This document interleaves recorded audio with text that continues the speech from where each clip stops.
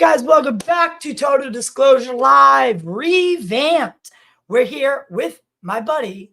Wait, am I pointing the wrong way? Josh Maitland, remote viewer. And today we have a big show for you. Kind of early in the morning. I'm not used to doing shows this early anymore, Josh.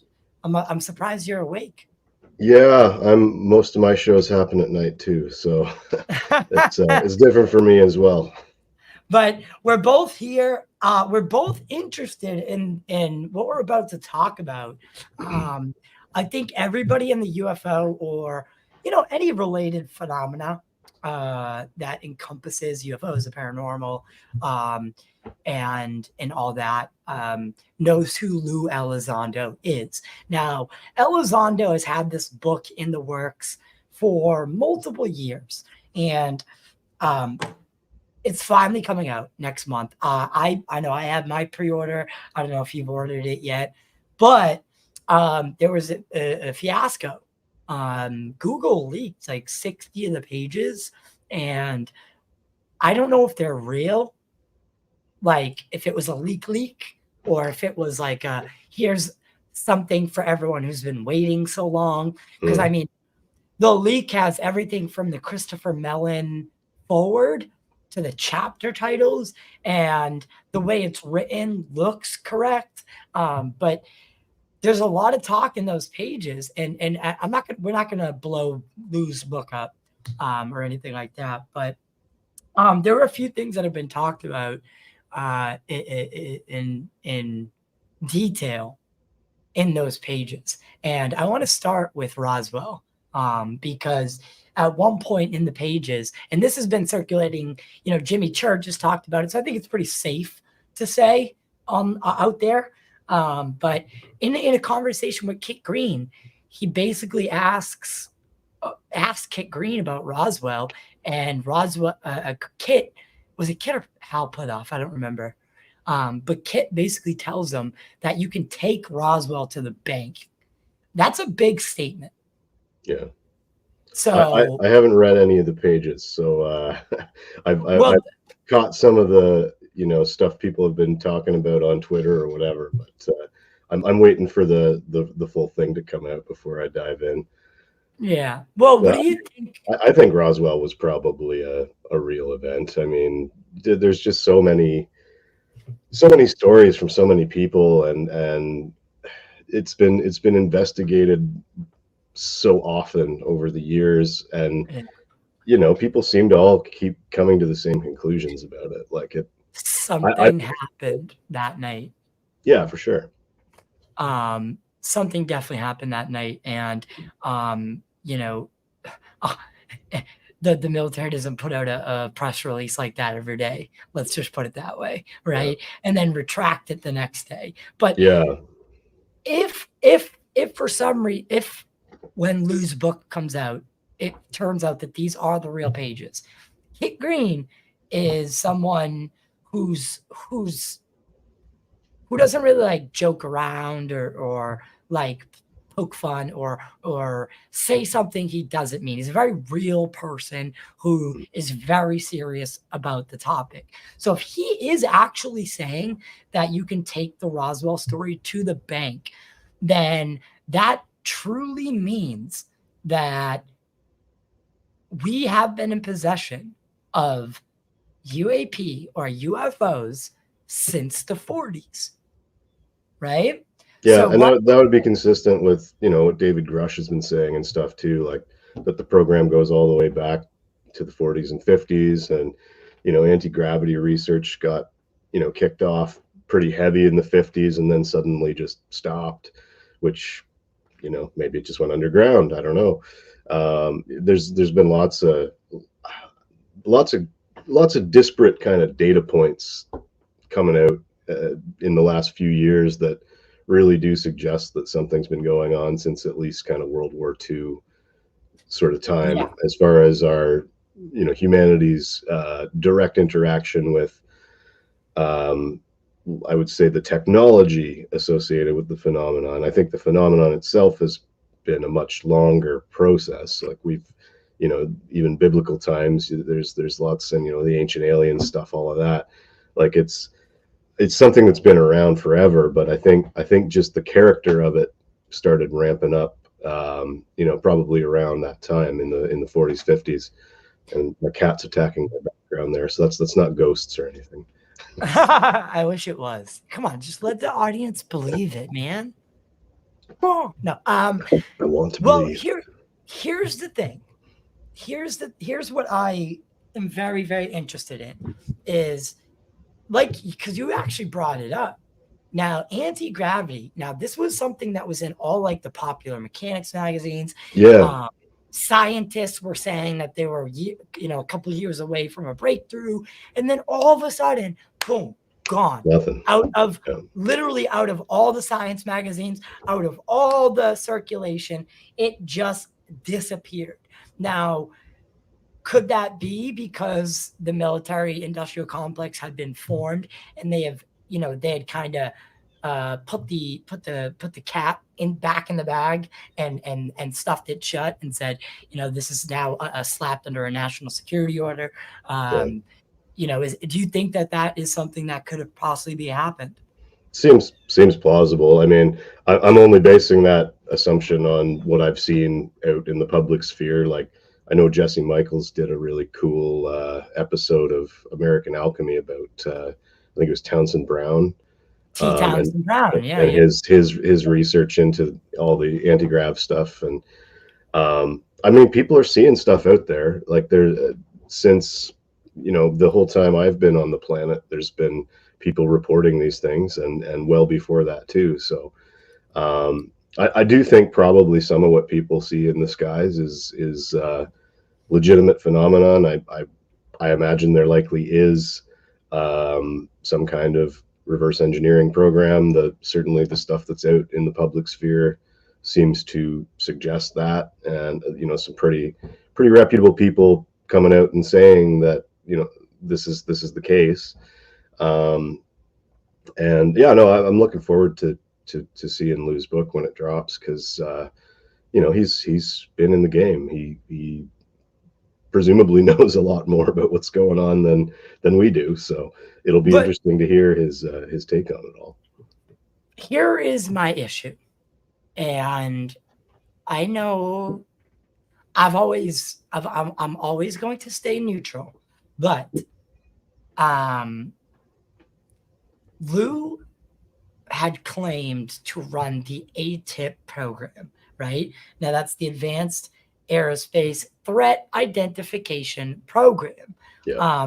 This and it's not like he put the notion in there that it had nothing to do with OSAP. It wasn't until he was questioned hard on the fact that he had to separate the two. So if no one had pressed him on it, I think he would have let people believe that AATIP was because originally, remember, in the New York Times, when the 2017 article came out, people don't realize how many errors were in it. AATIP did not receive the money. That was OSAP. That was God, I always forget what OSAP stands for. Yeah, I was wondering that too. Weapons Systems Applications Program. Okay. Something like that. They were the ones that received the 22 million. Now, by the time Lue had taken charge, if he took charge of this program called AATIP, that was, by the time Lue had taken it over, it was basically unfunded. There was no money in it, right? The money had run out. It had run out because Bigelow had gotten the contract, used it, studying Skinwalker Ranch, other ranches like the other ranch that he owned at the same time. It's I can't remember right off the top of my head. Mount something or other. Yes. There's a mountain, Carl Crusher, the one Carl Crusher he's doing stuff on. Yeah. Yep. That one. He owned both of them at the same time. So that's where the 22 million went. Now, Harry Reid asked for more money, and then they used the AATIP moniker as a way to kind of not trick Congress, but to conceal that they were looking into the paranormal and the otherworldly. they changed the name from OSAP to ATIP in the public sphere. So when they did the proposal for the next couple of years after the money ran out, they wanted more money, and the money increased every year. But OSAP didn't have enough to prove or didn't have enough to show, so they ultimately lost funding and the program was scrapped. Now, I'm not saying ATIP didn't exist, but what I'm saying is ATIP was probably more of an unfunded program that people like Elizondo who are interested, right, did as more of like not a hobby, because I would say that that's wrong too.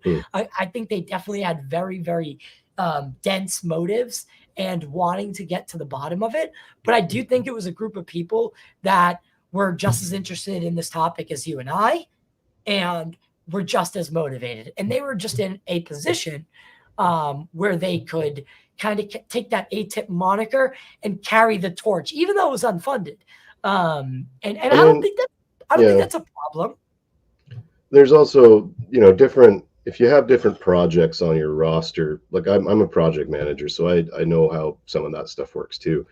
And if you've got different projects, each project has kind of a bucket of money, let's say, that you've got that you can draw from for it. So if they've got this empty bucket and they want to go to Congress and get more money and fill up their bucket so they can do more stuff, having the fact that something already exists and you want more money is a lot easier than getting a new project from scratch, right? So I imagine probably there's some element of that to it. Like probably more of like a bureaucracy logistics type thing there. Think about it like this. Just throwing it out there, but you don't. Yeah, no, you're absolutely right. You don't get there's money. Also a history of Congress not liking paranormal research. Like I don't have anything to verify this per se, but I've heard that part of why the old remote viewing program was scrapped was because certain Congress folks who were of a religious persuasion thought that it was the work of the devil and decided to kibosh it on that basis. So, it is controversial stuff. So I get that. I get. Yeah, it's definitely a huge problem in our government that they think that we're dealing with angels and demons. Like we need to wipe that off the surface, because even if we are dealing with angels and demons, it's our duty to figure the shit out. Figure it out. What is happening? What is happening? And there are people that think that my issue with Elizondo, I like him. I really do. I like, something in me wants to like him. And but then again, I say the same thing about Rick Doty. And I don't know if Rick Doty's lying right to my face. He's either the best, he should be in Hollywood, or he's telling the truth. I think that's where some people think Lue's at. Once a disinformation agent, always a disinfo agent. And I don't know if that's necessarily the case with Lue, because he seems so genuine. But there are people out there who have been in Lue's inner circle that say that Lue is full of shit. Now, I am only saying what I've heard. And obviously, everyone knows who I'm talking about. That's Jeremy Mcgowen, right? I talked to Jeremy before I did this show, and I said that I was going to put him out there because he wrote an article about Lue and what he knows about Lue and remote viewing, because apparently Lue is a remote viewer. That's what I've heard as well. It's something that he learned after becoming interested in the topic. And like, who's this? I mean, you're sitting right next to me. You're a remote viewer, right? Yep. I've seen your skills put onto the test. I know that there's something to it. So Jeremy, I don't think does think that there's anything to it. So he wrote this article basically saying that Lue's been tricked into thinking he has superpowers. And he is out there kind of, spitting information out as whoever told it to him wants, right? So again, this disinformation, quote unquote. Do you I think think that there that's is. what we're dealing with? Sorry, go ahead. Do you think that's what we're dealing with? Is disinfo? No, I like, as far as remote viewing goes, absolutely not. Because I mean, so I read most of the article, Jeremy's article there that you sent me, and I didn't have time to Yeah, get through it I'll all pull it before up. this, but the his the argument he makes, I think, is that the CIA is sneaky. They did MK Ultra, and so that's what remote viewing is too. And I mean, my rebuttal to that would be no. MK Ultra was MK Ultra. Remote viewing was its own secret thing. Like, it definitely was a secret program. And he kind of tends to focus on Stargate, which was the last remote viewing program, like official one. But there was a bunch of programs before Stargate. There was Grill Flame and Center Lane, and I think some others too. But it was going from I think Stargate was the 90s, like it was 90 to 95 or something like that. And then there were previous programs before that, and I'm not an expert on the history. I don't have all the points to rattle off here, but um, it was ongoing for 20 years. And I remember hearing, I don't know if it was Skip Atwater or Ed May or one of those guys, but the one of the people who was sort of involved in the administration and working with the agencies and stuff, and they said they had something like an 85% return customer rate among the agencies that they were doing work for. Just today on Twitter, my buddy Daz Smith posted something about it was like a redacted document from the NSA talking about their experience working with the remote viewers. And it said, we worked on 3 different projects, and then that was blacked out.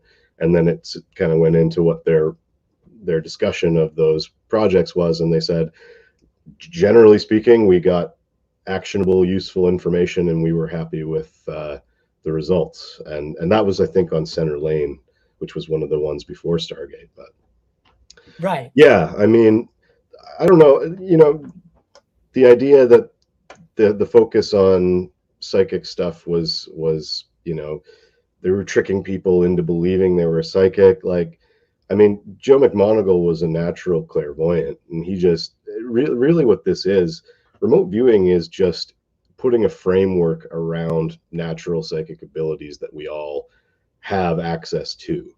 Not everybody has developed these abilities, because I mean, the only reason I didn't get into this earlier was because I didn't even realize it was possible.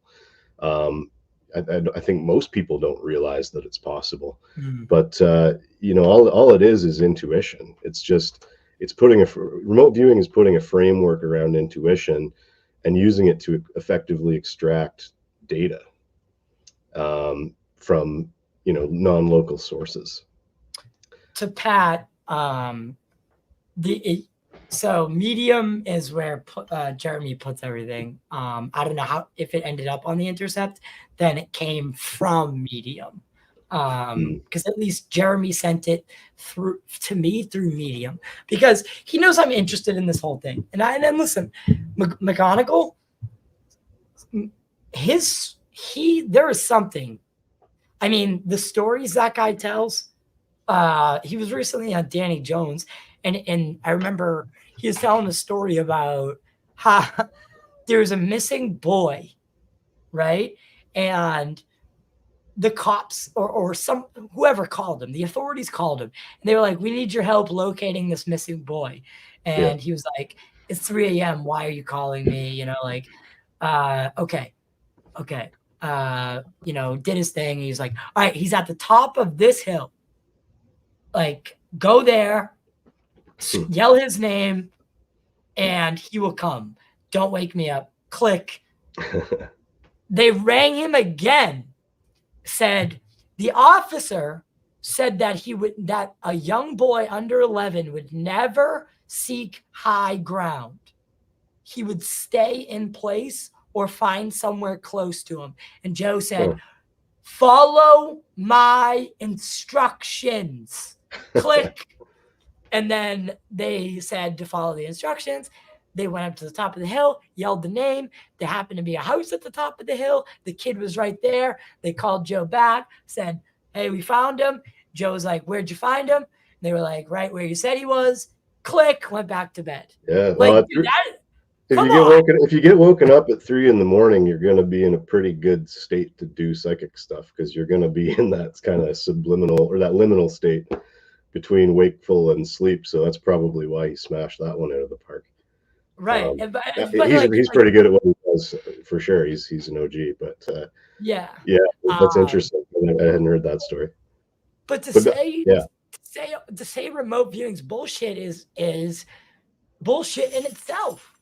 So I don't agree with Jeremy here. I agree with Jeremy. I would suggest that perhaps he hasn't likely tried remote viewing, because I was a skeptic before I came into this.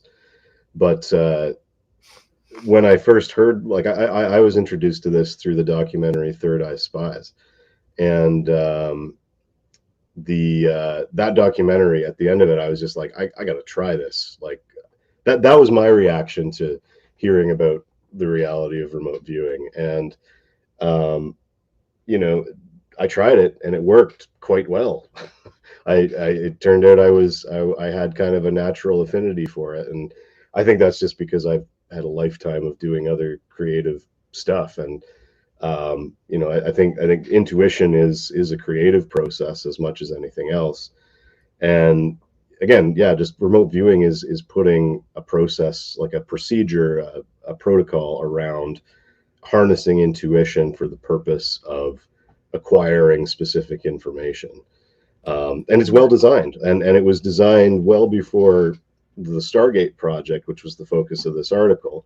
It was back in the 70s, when Ingo and Hal and Russell Targ and everybody else at SRI was developing these procedures. And so in the article, he talks about things like, how, it's not scientific because they don't focus on the misses. They only focus on the hits.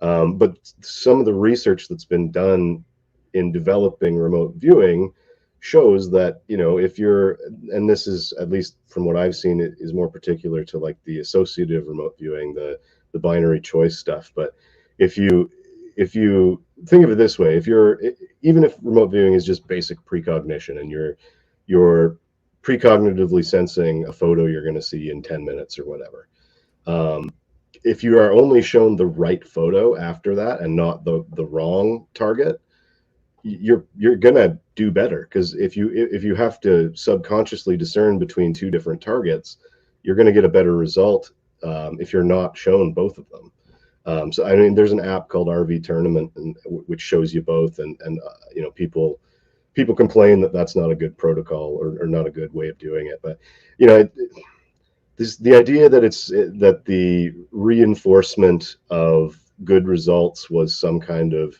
manipulation, like, I don't agree with that at all. Because it's like training in anything, really. Like, if I'm doing an engineering project, I'm not gonna give the contractor my rough sketches to build something from. I'm gonna refine them and get them to the point where I've got a final design that I'm happy with and that I know is going to work.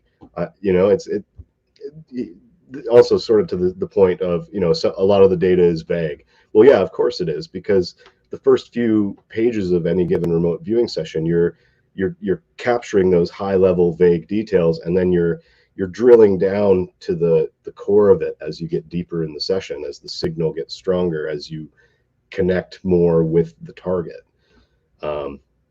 That's been my experience, and I mean, that's really how it's designed. You start by scraping that high level data to connect to the target. You make contact, and then you dig deeper. That's the whole process. That's the whole procedure. So of course, a lot of the data in any given session is going to be either nebulous and kind of yes, kind of no. But you need to look at any given session as a whole. And usually it's the summary at the end of the session that kind of sticks out as, okay, this is where maybe some actionable data is going to be, because that's where you'd say, okay, these are the tangible things that I know are here, that feel important to me as the viewer. This is the other thing too. It's very subjective. It's a subconscious process, and each viewer is going to get different results given the same target because they're filtering that information through their own subconscious mind. So, you know, all their experience, all their emotions, all their everything is contributing to whatever it is their process is. Just like any creative process. Like if I'm playing music on stage, the way I play is going to be different than another bass player because of the influences that I have on my music, you know. So Right. he's looking at remote viewing, I think, as this kind of weird thing, but like I don't know. I don't think it's that weird. I think it's just another creative process.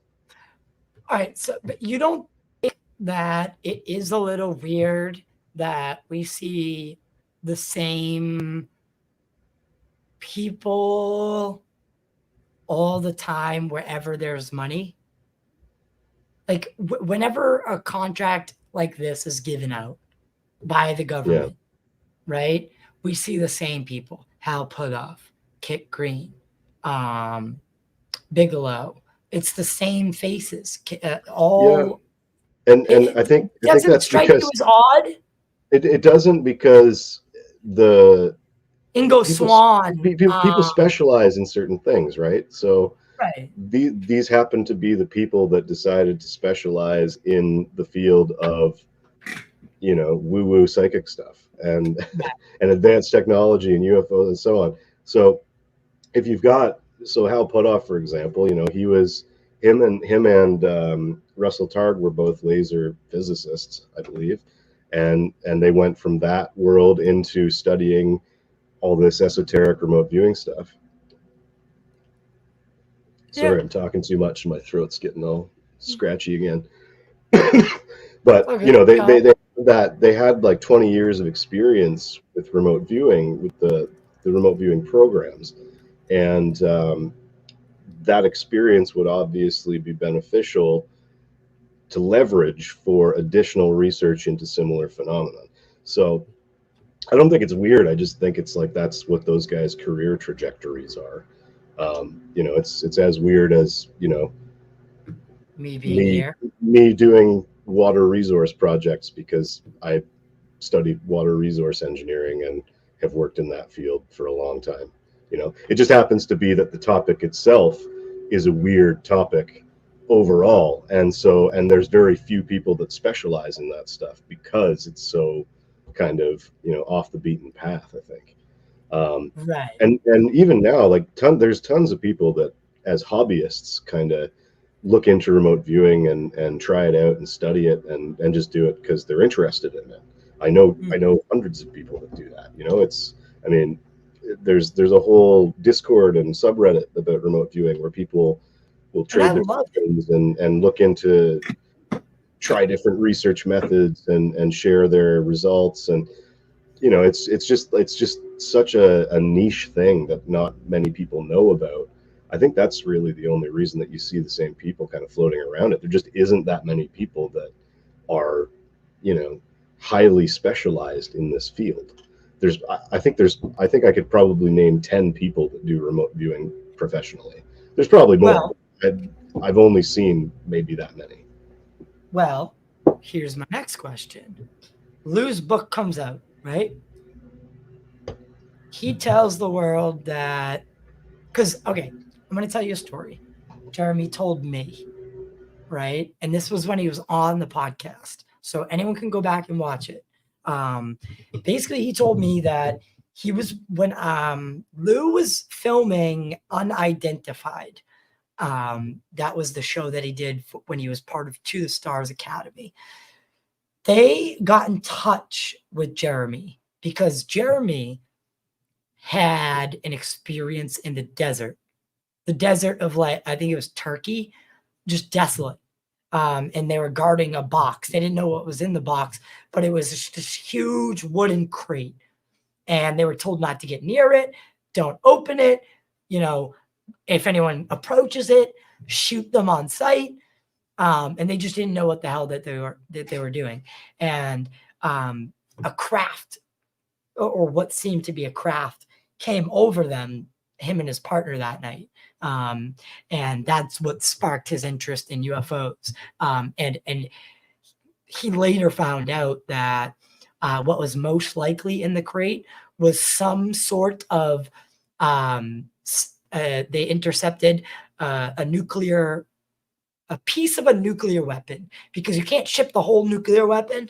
You got to ship it in parts, right? So because that's how bad, state actors do things. They can't, like the bad actors, you can't just ship a nuclear weapon, across state borders. It's not how it works. So the U.S. intercepted a piece of it, and that's what was in the crate, Jeremy suspects. So yada, yada, yada. Jeremy ends up contacting Unidentified. He gets on the show. He ends up becoming friends with Lue, and then sees behind the curtain. What Jeremy says is that Lue is full of shit. That he is making it all up. Yada, yada, that Jeremy doesn't really believe anything that Lue says. There was a lot of false promises made. There was a lot of tomfoolery, if you will. So Jeremy, I think, has an axe to grind with Lue, which I think could cloud his judgment a bit. But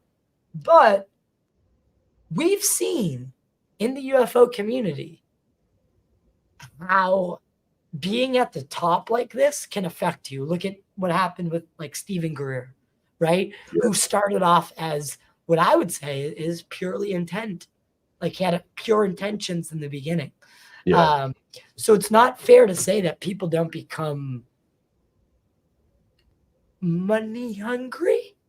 Well, I mean, when you have a lot of attention on you too, like it happens in music as well.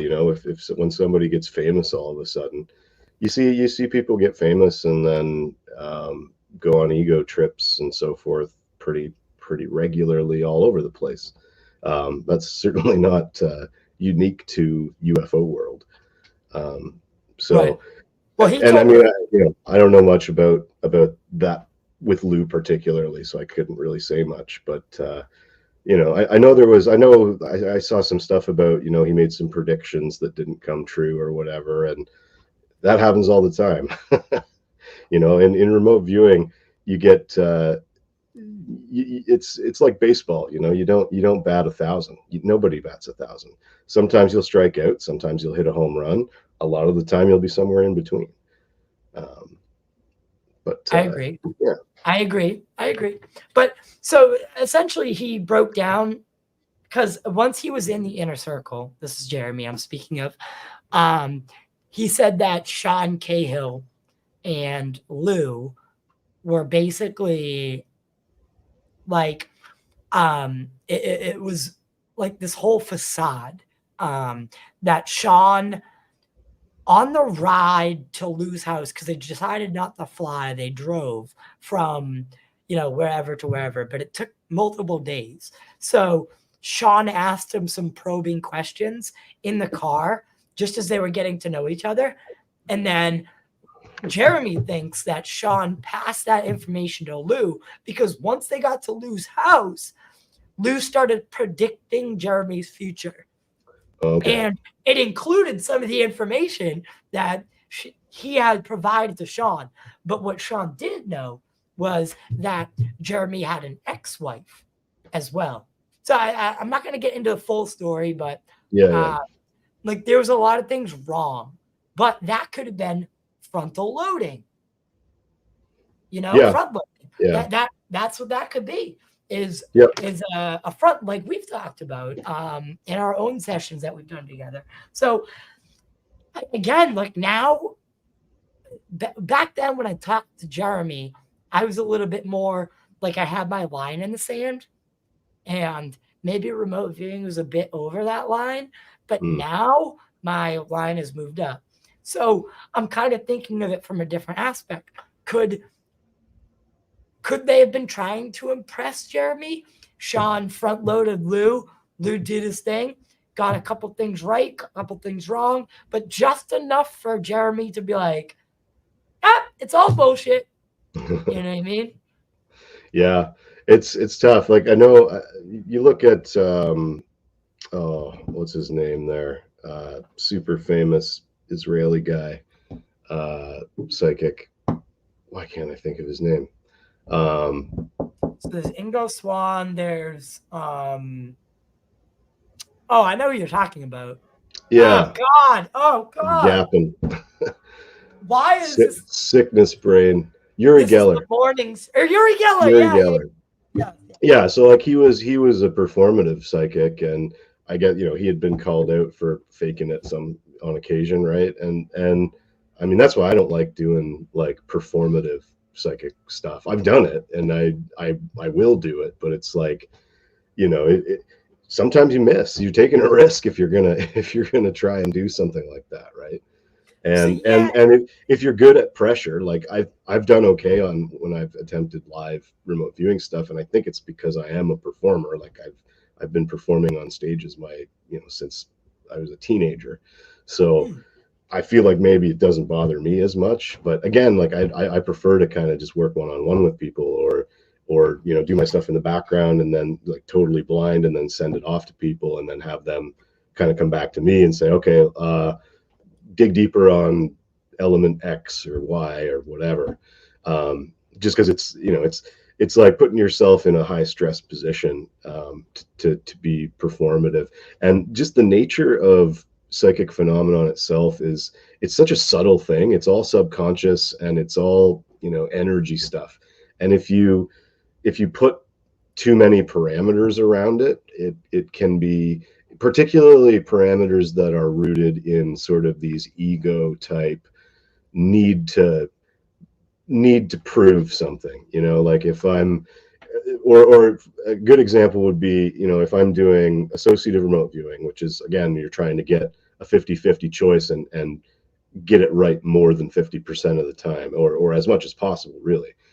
Which is what people use remote viewing to do, like gambling on sports bets and stuff like that. So if you have this sort of ego-based need to be right, you're going to screw it up a lot of the time. You might displace and like read the wrong target, which actually happened to me the other day, or you might just completely botch the session and get nothing useful. But it's tough. Like it's interesting, like the military program, they had obviously pressure because they knew they were doing operational targets, but I think for the most part they were, either blind or double blind. And if you approach it from sort of a method where it's like a practice, and you're just doing it, and it's not, if you can remove any of that external pressure, it seems to work a lot better. Yeah, and but so say Elizondo's book comes out. It's obviously going to be a major success because everyone in the community is going to be reading it. But do you think that this could end up, regardless, being a positive thing for phenomena like RV? Because it would lend major exposure to it in the modern day. Yeah, it could. I mean, it already sort of is. Like people are talking about it. We're talking about it right now. I think more people should talk about this subject. I find it absolutely fascinating. It's been one of the most interesting things I've ever discovered in my life as far as topics of discussion and exploration. So right, yeah, I think it would be. I think it's anybody who's talking about remote viewing and taking it seriously is a positive thing. What happens when everybody learns that they can be a remote viewer? Well, I mean, I'd love for everybody to learn remote viewing. What if we start viewing the moon, Mars, everyone, every day, all day? What happens? I don't know what would happen. The thing about it is it seems to be kind of like a psychedelic experience. Like it tends to open you up and sort of change your worldview a lot. And I think that's maybe why it hasn't taken off more, is that like it's kind of an uncomfortable thing to learn how to do, because particularly if you don't believe in it at first, and then you dive into it and you're presented with this information that's contrary to your belief system, that can Hey, kind of shatter your reality box, or stretch it a bit at least, and that can be uncomfortable for people. It was uncomfortable for me at certain points, well, but you've said, I forged through the discomfort and kept going, because my fascination outweighed my discomfort. And I think that was a beneficial thing for me to do, because now I'm pretty good at it and I use it. Just on the other side of that discomfort is that, innate psychic ability that you can then sort of just have running in the background. And this is like, if you do some proper training and you work at it for a while, it's not going to happen on day one. But if you put it, I when I started, I went super hard for like 2 months. And at the end of those 2 months, I felt like my intuition was sharper. Like I was just, and in the years that preceded, I kept doing it. I wasn't doing it every day or anything after that. But it's huh, it's it's a tough thing. It's like you need to pace yourself. You need to rest your mind, especially when you kind of shatter yourself with this, because like that's the thing. Like, and in Jeremy's article, he talks about, oh well, they fostered belief. Well, they kept, they tried to get them to believe that it was real. It's like, well, there's actually statistical data that shows that there's something like a 5% buff if you believe in this stuff, like the placebo effect, for example. That's, everybody knows the placebo effect. That's the medical right, equivalent of this. right. But there's a great book which I actually have right here, called Real Magic by Dean Radin, from the Institute of Noetic Sciences. And I thought maybe I'd open right to the right page. That happens sometimes. But he goes through some research that he did, where they had people try remote viewing exercises, and So just normal, just like yeah, but never done it before people. yeah, and but they categorized the groups with people who believed in psychic phenomenon and people who didn't. And the people who Ooh. already believed did better by, again, like 5%. So Oh, that's, and I think they had, like, it was a pretty good amount of trials that they did. Like, it was a statistically significant result. And Dean Radin's a proper scientist. He doesn't screw around, and he's a remote viewer, and well, he knows how all this stuff works. so let me pose a thought to you. Let's say Lue is still working for the government to some degree. Could this book be part of some larger grand scheme for a slow drip disclosure and pushing it forward?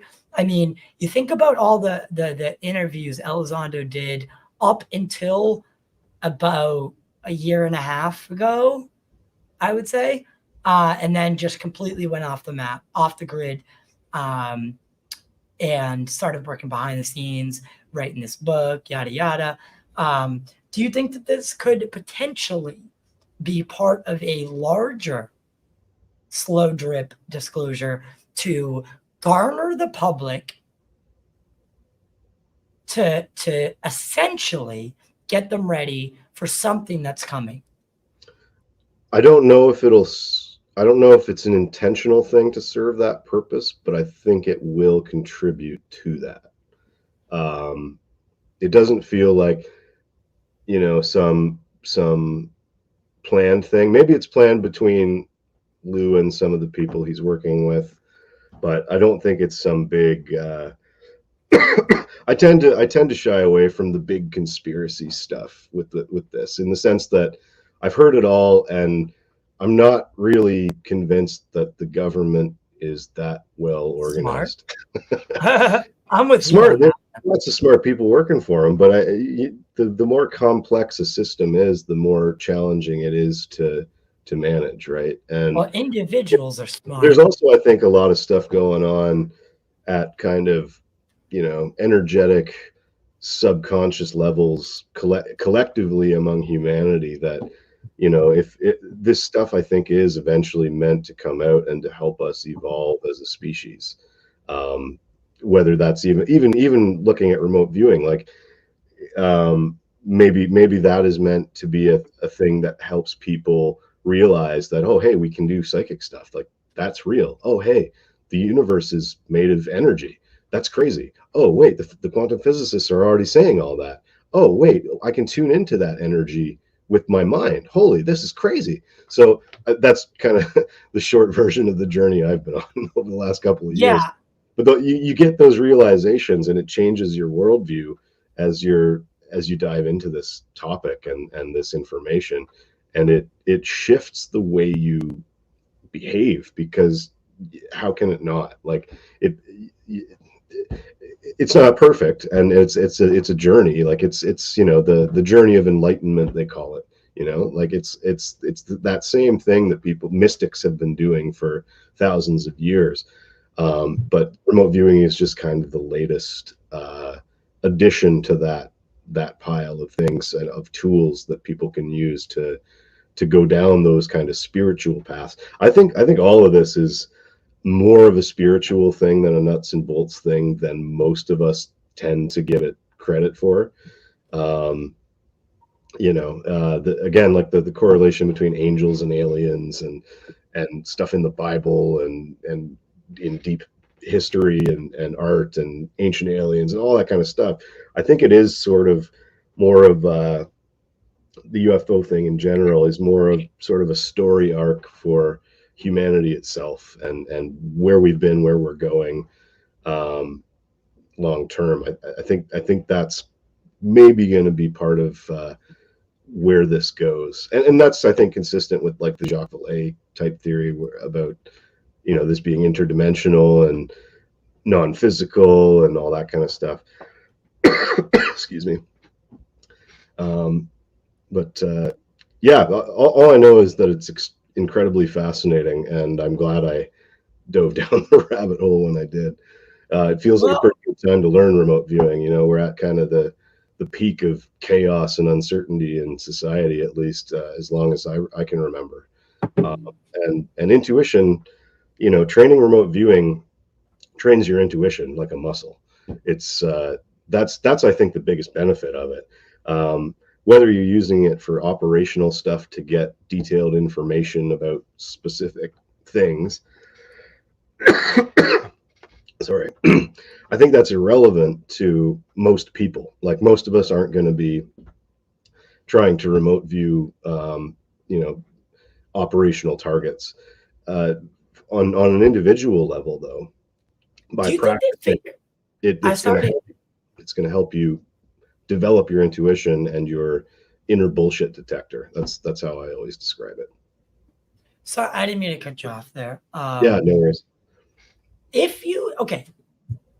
CIA arguably started, whatever, they tapped into this phenomena. Do you think that they have hardened their facilities some way against remote viewing it? Is there a way that you could hide from a remote viewer? Do you think, is that possible? I mean, it all works on intention, right? So I think, if you don't want somebody to know something enough, then they're not gonna, there's that psychic noise that you're gonna have to break through if you're trying to figure that thing out, right? Like, right. It's all intention and energy, and from what I can tell, it works best when your intentions are positive. I think there's elements of karma involved. So if you're trying to use this stuff for shady shit, it's probably going to bite you in the ass. Like getting rich. Well, that's it. Like, I've had very little success winning the lottery with this. Right. I know people. I know lots of people who've tried too, and it's like, you see, people will get little wins. I'll get 2 out of 3 on the pick 3 pretty regularly, and it's fun. It's a fun little thing to try. But I don't think again, that comes back to this ego stuff. Like, it's so tied to psychology and the subconscious and this idea of the ego versus the higher self. At least once you really get into remote viewing, that's the part of it that I think is the most interesting and that nobody's really talking about. Like, yeah, it's a cool skill. You can find specific information about non-local targets, but the way it seems to work is on this level of like quantum energy information transfer and deeply intertwined with psychology and neuroscience and the way the human mind operates, which we also don't know very much about, really. You know, we still don't have a definitive answer on what consciousness is. I think remote viewing does a lot to make the case that consciousness is not local to the physical brain. I think just based on the idea that we can consciously perceive stuff that is not specific to us and our current environment, I think it actually makes the case that consciousness is sort of an underlying, you know, piece of reality that is, you know, intertwines everything, you know, that everything is consciousness, that whole theory. Well, isn't it weird that, okay, actually, you know what? I wasn't going to do this, but I wonder if I can. This is a picture of the it's a picture of the universe. These are all stars, right? Wow. Right? What if I showed you a picture of a close up of a beach? It would look exactly the fucking same. Exactly the same. Right? Yeah. Now, why is it that on a micro scale it resembles the macro and vice versa? Why is it like that? Why, you know, because then we get to it, and maybe I could play this little video for help.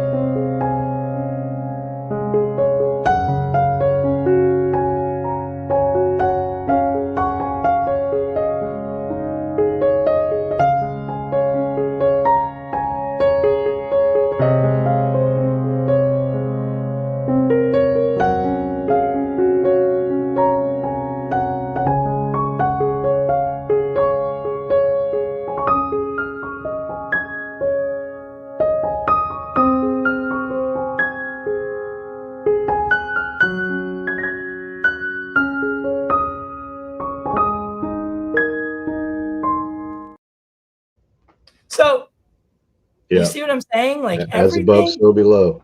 As above, so below. There we go. So why is it that?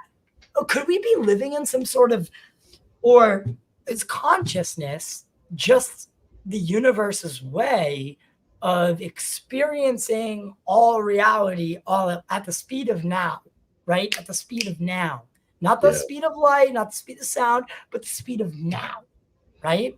Yeah, and I think consciousness renders the hologram for us, or our awareness, our body, our bodily systems render what consciousness is putting forward to us from this, you know, fractal holographic, you know, root level of reality. It's too early for me to really get into the weeds on that stuff, I think, but there's a great book called On the Mechanics of Consciousness by a guy named Yitzhak Bentov. And it's like, it goes wicked deep into this stuff. And he's like, I don't think he's like a scientist. He's kind of more of an intuitive. Like Boston. What's that? You just sounded like you were from Boston. Oh, did I? You said wicked. Oh yeah. I've wicked awesome, man. Dude, I fucking parked my car over at the bar. Let's get some wicked good food, huh? Nice. But listen, I argue, you know the saying, if a tree falls in the woods and no one's around to hear it, does it make a noise? I Yeah. argue the tree, the woods, and nothing exists unless someone is observing it. Yeah.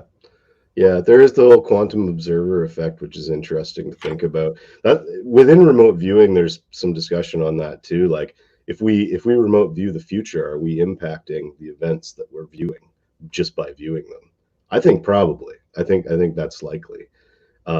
Which I think maybe is, perhaps and this is like this, I'm going way out there on this one, but if somebody reviews remote views a future event, like a catastrophic event, and then that doesn't happen, it doesn't transpire, did that viewing of it and being like, oh, that's terrible, I don't want that to happen, does that somehow cause it not to happen? I Right. wonder if some of these things, because you see a lot of in the kind of future forecasting type remote viewing that people do, either events that are kind of big and scary don't happen, or they end up being a lot less intense. And I think the intensity part is maybe that the viewer is kind of experiencing it directly. So a bomb going off somewhere in the world is going to be a lot more scary to the people that are near to that event and experiencing it directly than somebody on the other side of the world who's watching it on the news, right? So Right. maybe part of it is that, because when you are remote viewing, you're perceiving kind of the specific on the ground details and things that are happening. Can But I ask you a question? there's so many mysteries about this stuff, man. Can I ask you a question? Yeah. When you remote view, say you did remote view something like Hiroshima, can you feel emotion? Yes, I have a buddy who did that session. No That was fucking what he did. That he did Hiroshima as one of his early targets, and it fucked him right up. Like, just it was a Oh really God. unpleasant. I one of my early targets I did was a disaster type target, and it was. I saw people's like skin melting off. Like, it was fucked. It was not good, and so that's the thing you got to be careful about too. And that's when I train people, I don't give them targets that are gonna have that kind of effect on people. Like, if you're doing military targets, like that's the kind of stuff that the Stargate and That you're gonna see. preceding programs, like they were doing military targets, so they were getting some gritty stuff. And you got to have a fairly powerful mind to not let that affect you.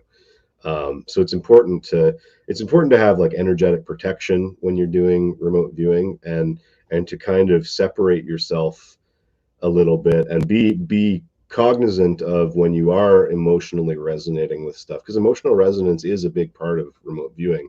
Like, that's a lot of how you get. I think it's more that than anything, and it's more that we're kind of interpreting the emotions. I think all the information actually kind of comes in through the heart portal, like the heart chakra, to get weird and esoteric about it. But and then the mind kind of deciphers that more emotional information, and there is research to support that too. The Institute of Heart Math has done a lot of good stuff on intuition and the heart mind connection and all that kind of stuff. But yeah, it's important to be to if you're getting into remote viewing, it's important to do targets that are safe, if you want to protect yourself from having a bad time. And Right. for the same reason, I wouldn't recommend anybody does these kind of woo targets like UFOs and stuff until they've had a lot of training, and gotten familiar with the process and the procedures and how it feels, and how it affects you after a session. Even if you're doing a mundane target, like, it can be, as I said earlier, kind of a mind-blowing thing to do this for the first couple of times. And even now, it still blows my mind that I can get this stuff right. Like, it's always crazy to me. Like you almost amaze yourself at the ability. Yeah, at first that's the thing. Like, it's just every single target is like, whoa. I can't believe I did that. Yeah. Yeah. Do you think that there's a chance that people like, say, Nostradamus and Tesla and Einstein and some of the other geniuses that, you know, because they would say often that they were channeling. Yep. Do you think that they were doing something close to remote viewing? I think they were doing the exact same thing, but without a remote viewing structure around it. Yeah, those Right. are the type of people I would call rock star intuitives. Tesla and Einstein in particular, I have used that phrase before about them. Because think about this. Why would Einstein wrote the letter to the president that initiated the sequencing of the bomb, right? The only reason that the bomb was created as fast and when it was because Einstein wrote that letter. Did And he see something terrible on? Because arguably, if Einstein never writes that letter, we don't go down a nuclear path. yeah, Not then, at least.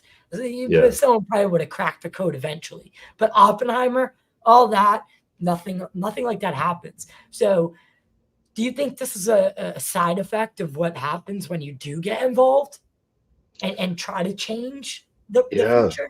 That's an interesting question because I mean, then you gotta wonder like, was that horrible event something that needed to happen in history for us to get somewhere else? I don't know.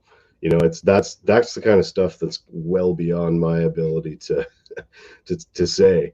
And there's so much that goes into that. But I mean, I think Einstein was a fairly intuitive guy, I very mean, did intuitive. you've seen You his look at his brain, right? seen his brain? Have you seen his brain? No. When he died at the age of whatever, 80 something, his brain looked like a 20-year-old's. Oh It wow. made no, it made no sense. Yeah. I think It made doing creative stuff is good for the brain.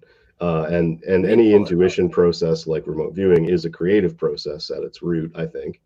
And it's the same idea as taking care of your body. If you're exercising that, intuitive system regularly, it's going to stay strong.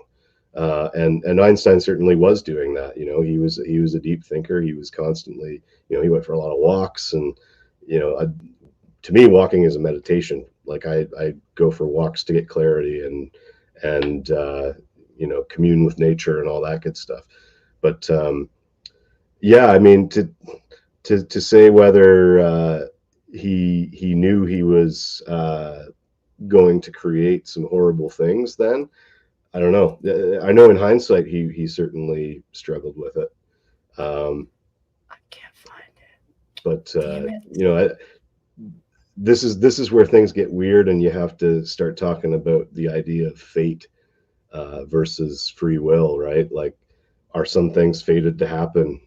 I think maybe there are certain things that are fated to happen, and we get some leeway in how we get to them. But I think a lot of us maybe sign up for certain things that we know are going to happen in the future, maybe before we get here, and when they transpire, we participate in them in whatever way we're meant to.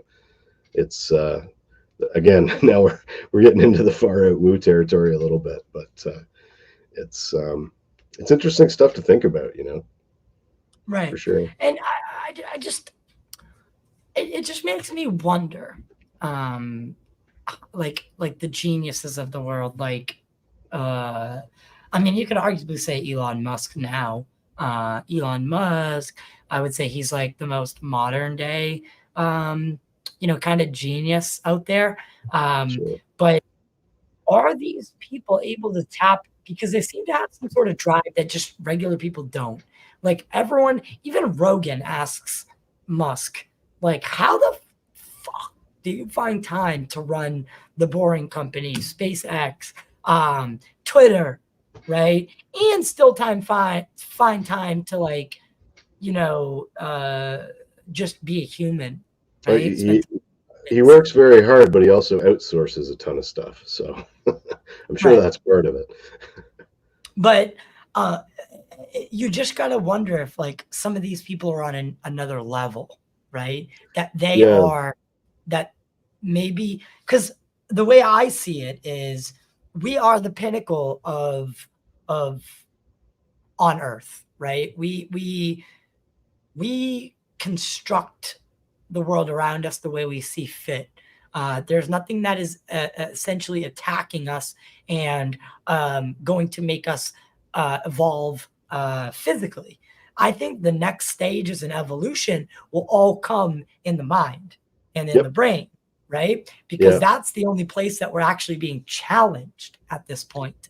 So, and I would suggest that developing intuition is probably the next stage of that sort of non-physical evolution, and it'll probably have physical effects too. The physical body is certainly very involved. Like I get feelings in my body for remote viewing sessions all the time. Like it's you feel the warmth or the cold or whatever. Like that session we did a couple weeks ago, where I ended up in the desert somewhere, and I was feeling like warmth and the grittiness of the sand and all that kind of stuff. So like, and you know, I try to exercise fairly regularly too, and I think that helps me to be better at the psychic stuff too. It's you know, the vessel is, you know, the meat suit is the computer hardware, I guess, for the consciousness software. That's kind of another way to look at it too. But yeah, you know, you got this quantum meat suit that you can use to do whatever, to do all this wacky psychic stuff. And as long as you take care of it and you practice and you do your monk-like stuff, you'll get better and better and better at it. But yeah, that's it. Like it's a practice. You gotta make a practice of it if you want to get better at it, just like anything else. Right. And I want to ask you, I know this is like a really weird question, so I don't know how to phrase it necessarily, I guess. There is a date, 2027, right? Lots of people have thrown this date out there, including Elizondo himself, saying that something, and I've talked to mediums in Salem when I was filming there for the movie about this date, and what I've gotten is a wave. Now the person couldn't tell me if this wave was literal or metaphorical, but wave or metaphysical. Yeah, it could be that too. That's something I didn't even think of. But a wave of information. Lots of people suspect that 2027 is the disclosure date. And that's been something that's kind of a narrative that's been built around. Like I said, people like Elizondo back in 2022 said, I think we're going to have a very different conversation in 5 years. 2022 plus 5, 2027. John Ramirez, ex-CIA, kept referring to 2027. This medium in my session randomly brings up 2027. So do you have any information that can fill in some of these gaps? I don't, not specifically, but I do kind of feel like we're barreling towards a very different world, and that I think we're in revolutionary times right now and have been for a while. And perhaps revolutionary in the sense of in all kinds of senses. Like just look at technology with AI, look at just the political chaos all over the world, which I think is a symptom more so of just the suffering that people are undergoing under the current systems that you know we have. The systems don't seem to be serving the people the way they perhaps could or should, and people are suffering because of that. And I mean, I think they were probably designed not to serve the people. They were designed to serve, you know, the people at the top.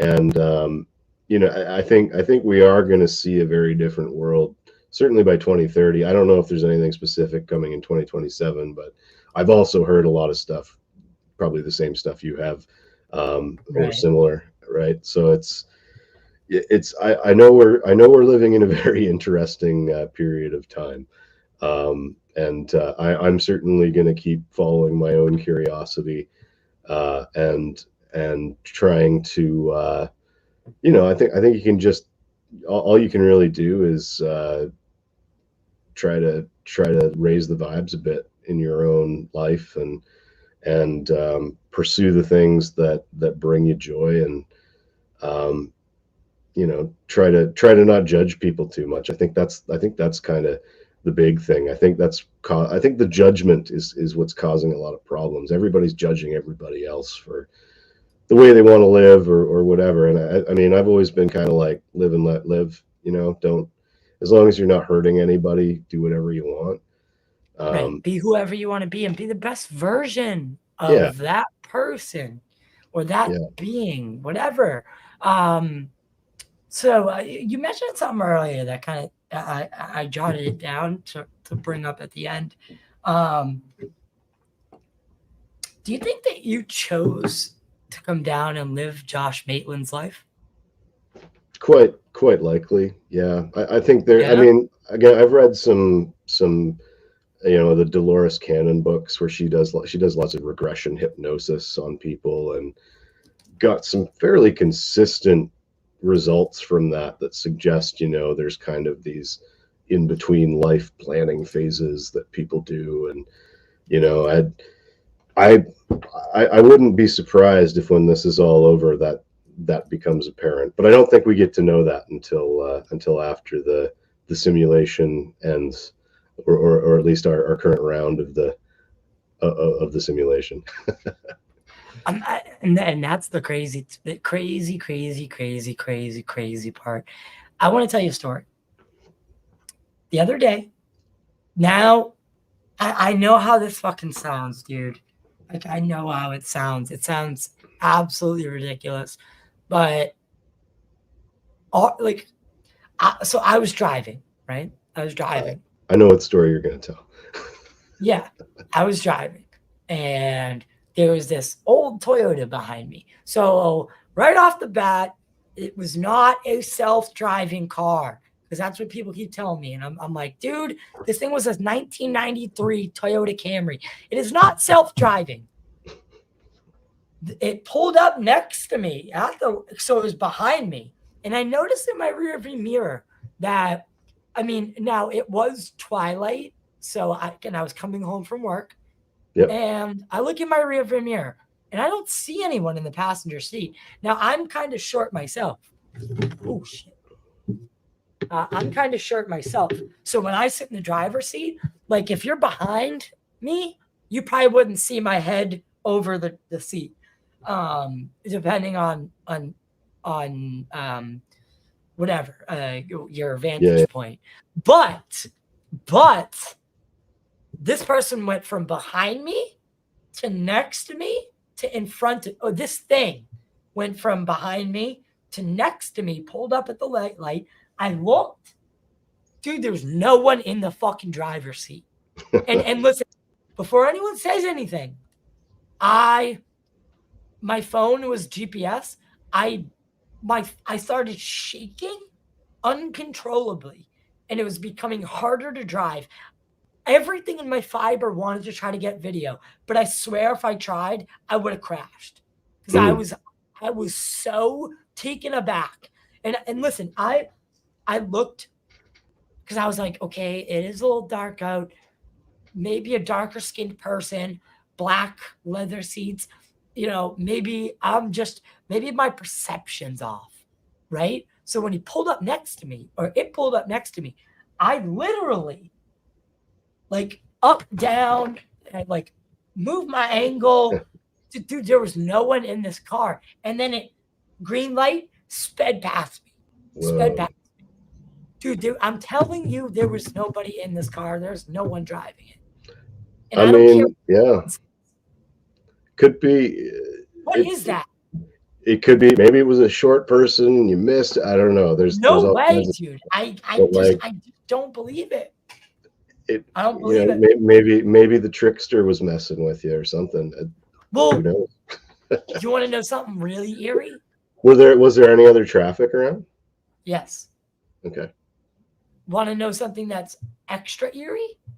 Sure. All right. I had spread myself very thin lately, and I've been dealing with a lot of stress, and I was meditating, and this is the morning of the incident. So the incident would take place about 12 hours later. In the meditation, I literally asked, show me something that would stop me dead in my tracks. Let me know I'm on the right path. Okay. It wasn't until after that changes event, things a little bit. Yes, it wasn't until after the event that I remembered the meditation. Because it just slipped my mind. I went throughout my day, went to work, some work happened, you kind of forget. And then this happened. And then when I got home, it all clicked. Like, I asked for it. Yeah. I That's asked. interesting. So I've had similar experiences, but I got, I was walking meditation, basically doing the CE5 thing where I'm like, show me something interesting. I want to communicate with, something non-physical, and I got remote orbs. controlled. I got orbs in my room that night. So yeah, if you ask for weird shit, man, you're gonna get it. And that's the thing. That's the thing. If you're honest about it when you ask, like if you really want you it, have to be your intentions need to be pure, because yeah. honestly, and it works better if you're in, a meditative theta, alpha, theta, delta type, somewhere in those lower frequency type ranges where the subconscious is more active, and the conscious awareness is less in control in those lower frequency ranges. I think when you ask in those states, you get better results. That's the state that you're in when you're doing most of the remote viewing, I think, or at least when I'm doing the best remote viewing, I'm in that kind of flow state, which is generally, I think, around the theta kind of band is where flow state lives. Yeah, So. and another funny thing happened. I can't tell it yet. I can't say it yet because my sister hasn't announced it. So I can't really. I'm just gonna tease everybody. The thing that set me on the course, right, of doing this show was my mother's death. I watched her spirit leave the room. Right? Yeah. ... Right? So I'll tell you behind after we wrap up. But and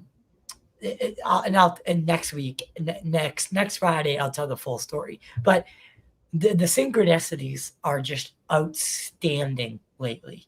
And it is that there is when I know I'm on the right path is when I'm getting synchronicities all the time. Dude, left and right, boom, boom, boom, boom, over and over, slap me in the face. So I finally realized that I just need to the slow hologram down. talking to you, man.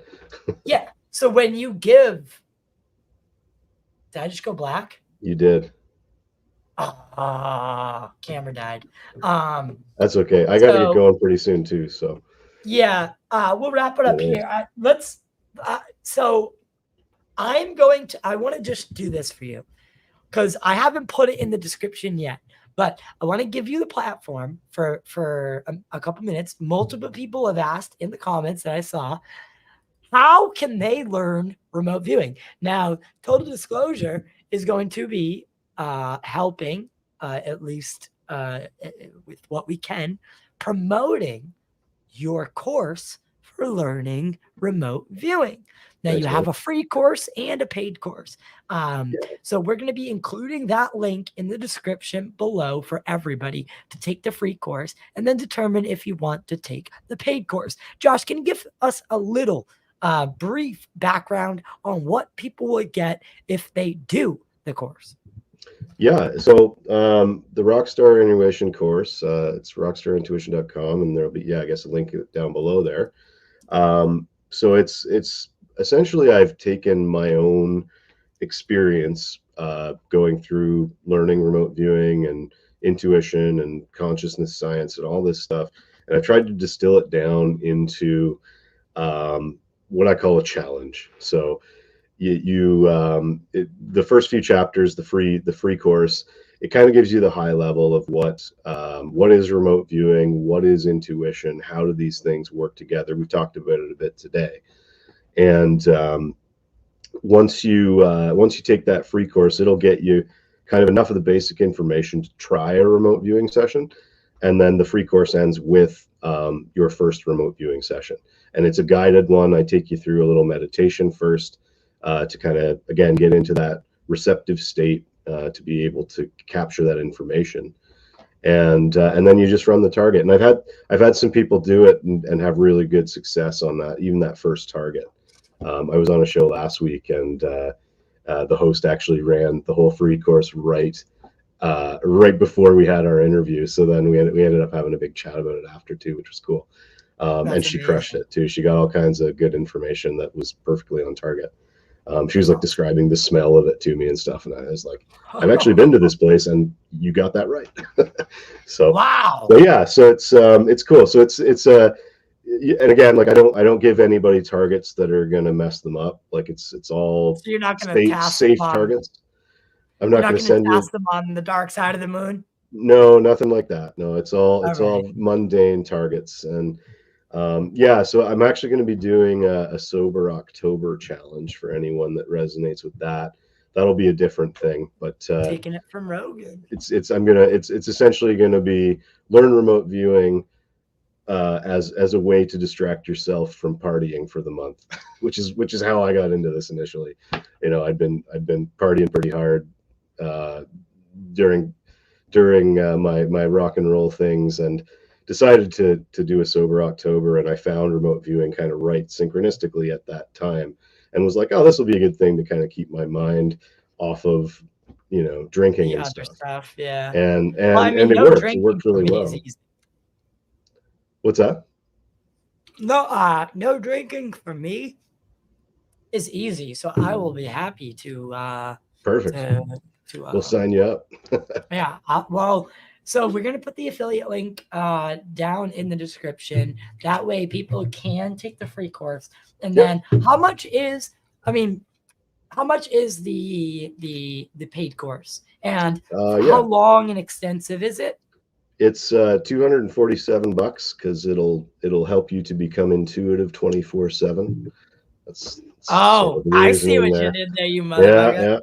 And then there's about 3.5 hours of video lessons, and there's, I think, 10 targets right now, and I'm adding to it, and I'm updating it all the time too. When I learn new stuff, I add things to the course. So yeah, so I think there's kind of 10 targets, but then at the end there's other targets that are kind of repeatable ones that you can do that are different every time to continue your training. And then I also point you towards other resources. There's tons of good resources out there from other remote viewers, like target pools and things that you can use for training and things like that. So yeah, and then after you become an expert, anyone listening, after you become an expert in remote viewing, then I will call upon you and get you in here, and then I'll task you, and we'll have some fun with it. Have some fun with it. Josh, as always, I think we should start doing something every week, something fun. So yeah, man. I think we'll work on that and what that could be. But as everyone already knows, make sure to like, share, subscribe. By the way, before I get into this, I wish I had video right now, but my camera died. I am going to be getting, I'm actually going on TV in the next week, and I'm going to be promoting the film. So I'll send everyone the links for that, but Nice. or at least put it on Twitter. It's gonna be really fun. It's something new for me. So we're working hard on the movie, and we kind of just signed on for a second one, and it has to do with the Pascagoula abduction of Calvin Parker and Charles Hickson. Philip Mansell and Dr. Irina Scott, they wrote a book called Beyond a Reasonable Doubt. They want to give me unfettered access to everything and have me go down and spend a month in Mississippi and basically film an adaptation of their book into a documentary. So Nice. there's so much in the pipeline, and so much work that is going to be in the future that I love all this, man, and I really hope that everyone enjoys the projects and enjoys what we're putting out, and I try to engage the community as much as possible. If you want to take a couple seconds out of your day, look us up on Apple Podcasts, Spotify. Make sure to follow, leave a review or a star rating. It really helps us get to wider, broader audiences. That way we can keep delivering top-notch quality. And like I said, we're on this little kick where we're investigating the 10 most haunted places in Massachusetts. And we're going to be making YouTube videos out of them, starting with well, I can't say it yet, but we're starting with a very, very cool one, and that will be announced soon. And we got a lot of cool people that are going to be a part of it. So I can't wait to tell everyone about that. So if you want to become a member, you can support the show by becoming that member on YouTube. Click join below. Also, if you want to learn remote viewing, like I said, his link to learn remote viewing, Rockstar Intuition, will be in the description below. Josh, thank you so much for being here today, last minute. And Always thank a good you, time. everyone. You guys are awesome. We'll see you next time. Make Thanks, sure to like, everybody. share, subscribe. All that jazz. You know what it is.